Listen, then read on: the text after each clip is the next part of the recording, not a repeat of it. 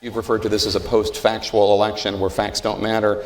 And you were just taking issue with something that Donald Trump said. And there were other things, the so-called fake news, disinformation out there, stories. There was a crazy story towards the end of the campaign in which the NYPD was supposedly about to throw Hillary Clinton and her whole gang in jail because of stuff found on Anthony Weiner's computer that linked everybody to child sex trafficking. Just a bizarre story that, interestingly enough, General Flynn retweeted at one point.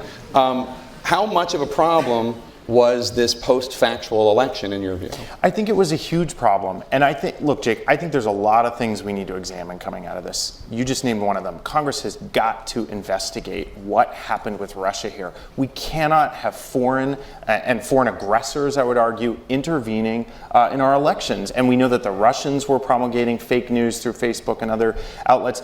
But look, we also had, and this is with all due respect, to Kellyanne and to her colleagues, this isn't personal, but Steve Bannon ran Breitbart News, which was notorious for peddling stories like this. And I'm not attacking him personally, but they peddled a lot of stories on that website that are just false. They're just not true, and that reinforce sexist, racist, anti-Semitic notions in people. Headlines that just make are shocking and insulting and shouldn't be part of our public discourse. Kellyanne?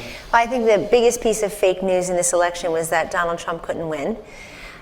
So there's that, and that was peddled probably for weeks and months before the campaign, definitely in the closing days. If you look at major newspapers and major cable stations, networks, Jake, it's unmistakable. I never said that he couldn't win. I said it was a competitive race. Well, there was a motion. I didn't say you didn't. Okay. No. I'm saying, but particularly print stories. I mean, we have colleagues whom we all respect, some of whom are in this room, that represent outlets.